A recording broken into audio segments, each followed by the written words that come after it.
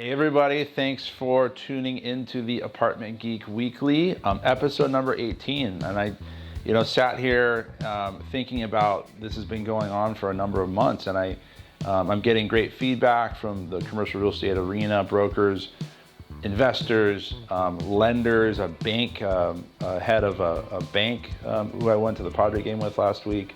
So I'm real grateful, and I hope this is giving some good insights to people out there. And I'm excited about it, and I want to continue this going.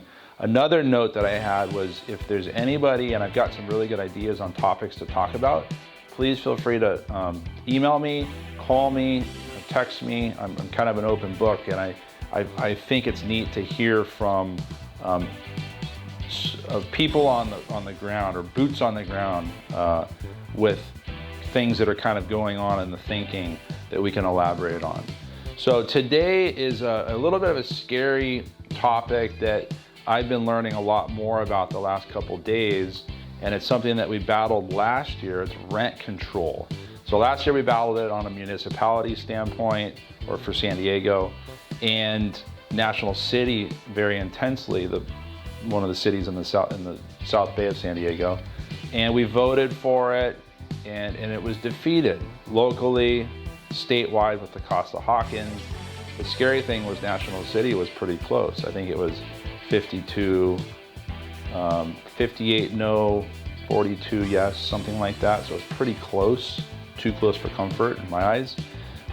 So Assembly Bill 1482, which I have right here, February 22 of 19, this was drafted. It's been amended 3 times since. It's pretty freaky, and this is a statewide deal where California is looking to do what Oregon has done and New York State has done. So they've passed statewide regulations. This is essentially capping rents on what an owner can do every year. Now, I don't want to quote anything specific because this thing's moving around. There's some red line stuff in this bill. It was 5%, now I'm told it's 7%. Plus CPI increases potentially. So for people that have their rents at market levels, not that big of a deal, because 7 to 10% CPI is about 2-3%. 7, 8, 9, 10%, that's a pretty big increase on a yearly basis.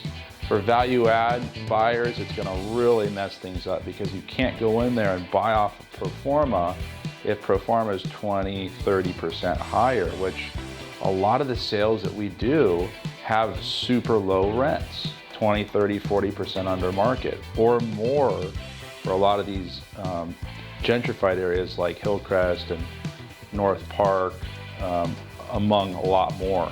So this becomes dangerous, this bill, also when you dovetail in a couple other things. There's 2 things that I want to chat about.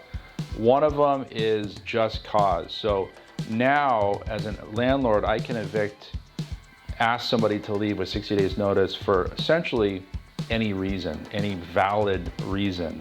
I've got to remodel the unit, we're doing a lot of construction, whatever it is, 60 days notice, the owner has a lot of power to do that.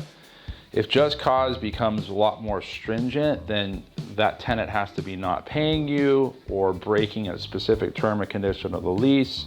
It becomes a lot less independence from a landlord's perspective. Basically, the landlord has a lot less control, and that's scary for anybody, for any facet of business. That's the first issue that I have. If they dovetail that in with a cap, things are going to get weird, or values could drop because you can't take an asset from a $500 rent to a $1,000 market rent in 60 days like you can now. Pro forma would kind of go away. The other issue is the retroactive date, which I really don't like. This one kind of scares me because I've raised a lot of rents in the last 3 or 4 months. So this is a dance between Assembly and Senate, for those that kind of know how the government works, and then the governor's desk is kind of the last step where he signs off on it. So Assembly, gone through Assembly, the Senate has to vote on this, and if it passes through Senate, which is the next kind of big hurdle, then it goes to the governor's desk. So if this all happens, my guess, and again, don't quote me on this, is it will go into effect January 1 of 20. And they want to go retroactive back to March 15 of 2019. So rents that have been raised after March 15, the way this reads, would literally get scaled back, which is pretty scary for people who have bought real estate within the last 2-3 months off of pro forma, where their rents have had to go up 15, 20, 25% to make sense to pay their debt service. That's going to get real tricky. I don't know how it's enforced. I don't really know how it's going to play out, but I think there's going to be a lot of lobbying from lenders and mortgage brokers, because it could create some distress in a perfect storm. So that's what we're dealing with. It's not like a fun topic, but I'm sitting here, I've got some escrows and we're doing things representing, got 2 or 3 listings right now, and I'm going, I got to talk about this, and I've got to kind of make a little awareness call to owners out there. Stay on top of your management company, raise your rents.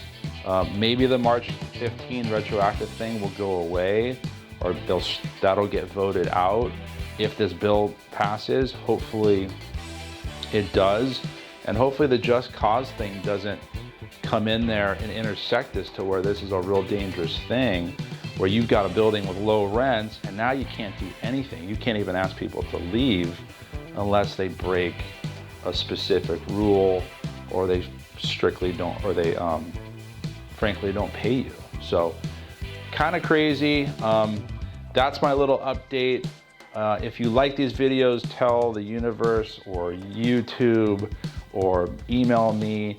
And then topics that you have, please let me know, because I love talking about things that come directly from boots on the ground and people that are out there owning real estate. So Chris Robinson is out, and enjoy the rest of the Wednesday.